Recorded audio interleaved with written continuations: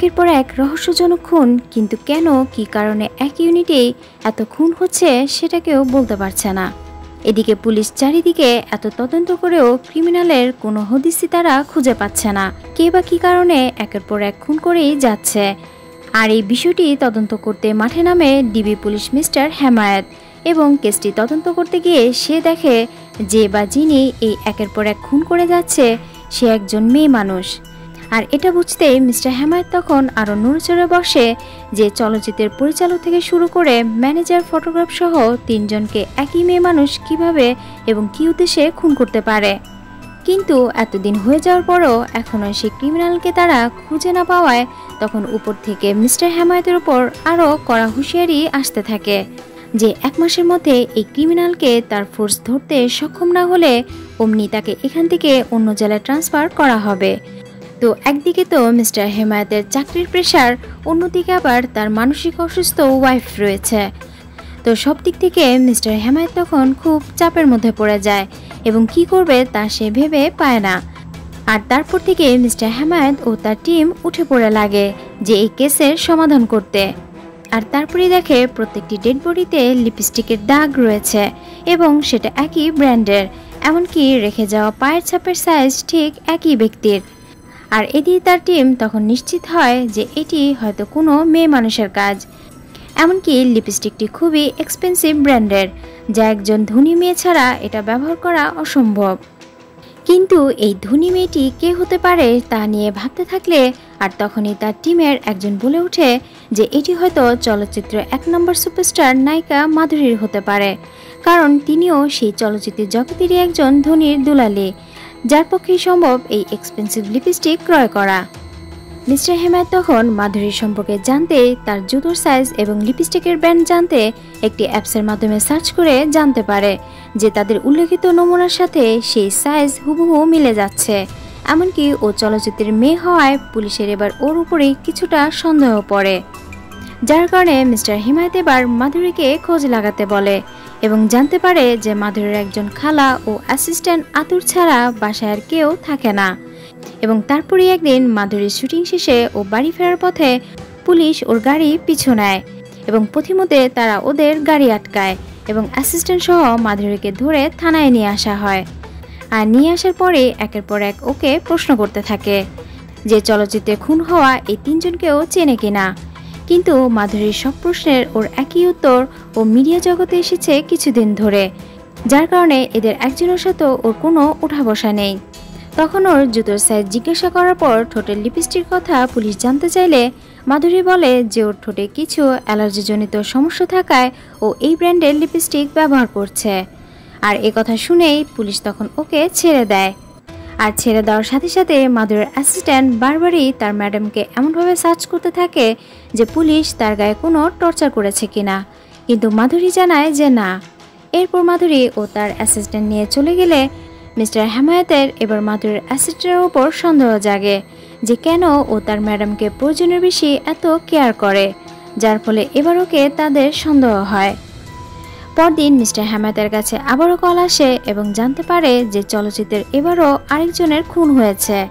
আর এ কথা শুনতেই অমনি তারা মাধুরীর বাসায় যায় এবং খুন হওয়া ফটোগ্রাফারকে ও চেনে কিনা জিজ্ঞেস করতে থাকে। তখন এই কথা শুনে মাধুরী সরাসরি এবারও না বলে এবং ওদের কথা বলার মাঝ পর্যায়ে তখন ওর খালা এসে ওকে নিকনেম ধরে ডাকে যে বুচি, তোমার খাওয়ার সময় হয়েছে। আর এই নাম শুনতেই মিস্টার হেমায়েতের কাছে তখন চেনা চেনা লাগতে থাকে এবং মনে হতে থাকে যে সে যেন এই নামটি কোথাও পূর্বে শুনেছে। আর সেখান থেকে মিস্টার হেমায়েত চলে আসার পরে সারা রাত ধরে বাসায় বসে ভাবতে থাকে যে এই নামটা কেন তার চেনা চেনা লাগছে। আর অমনি তার 7 বছর আগে বুচির ঘটনা খেয়াল হতেই মিস্টার হেমায়েত তড়িঘড়ি করে তখনই সে অফিসে চলে যায় এবং তার টিমকে জানায় যে সে 7 বছর আগে একটি কেস নিয়ে লড়ার সময় বুচি নামে এক আহত মেয়ে হাসপাতালে ভর্তি হয়েছিল এবং সে আরও শুনেছিল যে সেই মেয়েটির স্বামী মাথায় প্রচণ্ড রকমের বুলেটের গুলি লাগায়।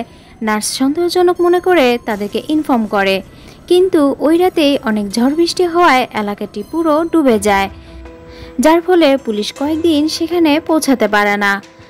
আর এই ঘটনার 7 দিন পর পুলিশ যখন তার টিম নিয়ে পৌঁছায় ততক্ষণ এই দুজনকে আর খুঁজে পাওয়া যায় না। কিন্তু মাধুরীকে তার সন্দেহ করার এখন কারণ হচ্ছে বুচির গ্রামের বাড়ি হিসেবে হাসপাতালের রেজিস্ট্রি খাতায় লেখা ছিল কায়েততলিতে, আর সেখানে মাধুরীর বাড়িও সেই একই গ্রামে, যার দরুন তার মনে হচ্ছে যে মাধুরী হচ্ছে সেই বুচি। আর এই বিষয়টি সে আন্দাজ করে অমনি মিস্টার হেমায়েত তার টিম নিয়ে তখনই সে কায়েততলি গ্রামে পৌঁছে যায় এবং সে হসপিটালে গিয়ে সেই নার্সের সাথে তারা যোগাযোগ করে। আর নার্সটি তখন বুচির সম্পর্কে সে কোনো তথ্য দিতে না পারলেও কিন্তু তার স্বামীর চেহারা সে কিছুটা মনে আছে বলে জানায়। আর অমনি তার বর্ণনা অনুযায়ী তখন স্বামীর চিত্র এঁকে দেখালে দেখে যে এটি দেখতে অনেকটা মাধুরীর অ্যাসিস্ট্যান্ট আতুরের মতোই দেখতে। মিস্টার হেমায়েত তখন সে আরও কনফার্ম হয়ে যায় যে খুনি কে হতে পারে এবং নেক্সট শিকার এবার কে হতে পারে, যার কারণে তখনই তারা সেই ইউনিটের পরিচালক মিস্টার আলতাফ মাহমুদের সাথে যোগাযোগ করতে তারা বাড়িতে যায় এবং পরিচালক অনেকটা ভাব নিয়েই বলে যে তার প্রোটেকশনের কোনো দরকারই নেই, কারণ তার ঘরে লাইসেন্সকৃত পিস্তল আছে আর এ কারণে তার কোনো ক্ষতি করতে পারবে না। আর অন্যদিকে সেই আড়ালকৃত খুনি মেয়েদের মতো সাজ পোশাক সেজে সেই দামি ব্র্যান্ডেড লিপস্টিক মেখে রেডি হচ্ছে তার নেক্সট টার্গেট পরিচালককে খুন করতে। এরপর পুলিশ সেখান থেকে বের হয়ে এলে সন্দেহজনকভাবে তারা বাহিরে দাঁড়িয়ে সেই খুনির অপেক্ষা করতে থাকে এবং তার কিছুক্ষণ পরে তার বাড়িতে সন্দেহজনক এক নারীকে ঢুকতে দেখলে অমনি পুলিশ তাকে আটক করে এবং জিজ্ঞেস করে যে এত রাতে কি উদ্দেশ্যে সে এই বাড়িতে ঢুকছে। আর তখনই বাড়ির ভেতর থেকে গুলির আওয়াজ শুনতে পায় আর তখনই তারা ভেতরে দৌড়ে গেলে খুনি পুলিশের আসার টের পেয়ে খুন না করে দৌড়াতে গিয়ে পুলিশ ওকে ধরে ফেলে এবং থানায় এনে ওকে রিমান্ডে প্রচুর মারধর করে যে কেন ও একজন সুপারস্টারের অ্যাসিস্ট্যান্ট হয়ে ছদ্মবেশে একের পর এক খুন করে যাচ্ছে। কিন্তু আতর কোনো কিছুতেই তা স্বীকার না করলে এক পর্যায়ে বলতে বাধ্য হয় যে হ্যাঁ সেই 7 বছর আগে বুচি মেয়েটার স্বামী ও। আর তারপরে আমাদের পুরো কাহিনী দেখানো হয় যে বুচি গ্রামের সৎ মায়ের অত্যাচারে ও ঘরে টিকতে পারত না, আর সেখানে ওর ছোট থেকে অনেক স্বপ্ন ছিল যে বড় নায়িকা হবার। এদিকে আতর ওকে আগে থেকে খুব পছন্দ করায় তখন ওকে ডেকে একদিন এই কথা বলে যে ও বুচিকে অনেক ভালো রাখবে এবং ওর স্বপ্ন পূরণ করবে। এ কথা বলে বুচিকে বিয়ের প্রস্তাব দিলে বুচি রাজি হয়ে যায়। এরপর ওদের বিয়ে হয়ে যাওয়ার পর আতর একদিন ওকে শুটিং দেখাতে ঢাকায় নিয়ে আসে এবং এক পরিচালক মানে আলতাফ মাহমুদের তার ওর উপর চোখ পড়ে যায় আর ওকে সে নায়িকা বানাবে বলে ওই রাতেই দেখা করতে বলে। তো স্বামী স্ত্রী একথা শুনে তখন দুজনেই খুব খুশি হয়ে যায়। আর তারপরে আতর বুচিকে সেই রাতে মিস্টার আলতাফের বাসায় শিডিউল দিতে নিয়ে আসে এবং ওকে তারা বাহিরে কিছুক্ষণ অপেক্ষা করতে বলে বুচিকে 3-4 জন তখন ভেতরে নিয়ে নষ্ট করার চেষ্টা করে, কিন্তু শেষ পর্যন্ত তারা ওকে নষ্ট করতে না পারলে বুচিকে তখন বারংবার মাথায় তারা আঘাত করে এবং ওর চিৎকারে আতর দৌড়ে ভেতরে এসে তখনও এই পরিণতি দেখে, যার ধরুন ও তাদের সাথে সেদিন সেই লড়াই পেরে না ওঠায় আজও ও সেই আক্ষেপ করেই বেড়াচ্ছে, কারণ বুচি বেঁচে থাকলেও সেদিনের সেই আঘাতে ওর স্মৃতিশক্তি হারিয়ে ফেলে।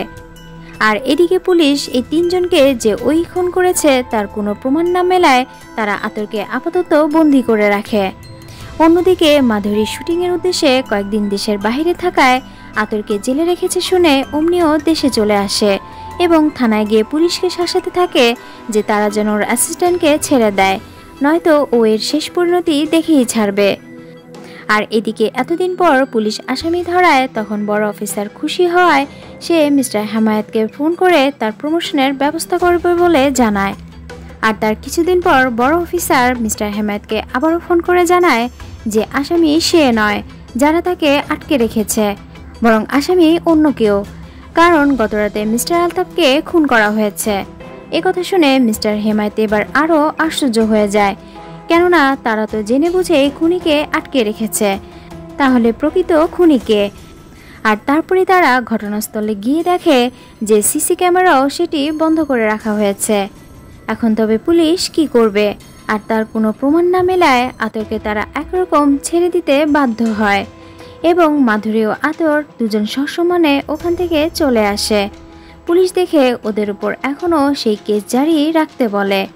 আর এদিকে মাধুরী হঠাৎ মাঝপথে গাড়ি থামাতে বলে এবং গাড়ি থেকে নেমে আতরকে এটাই বলে যে হ্যাঁ আমি তোমার সেই বুচি যার স্মৃতিশক্তি চলে গিয়েছিল।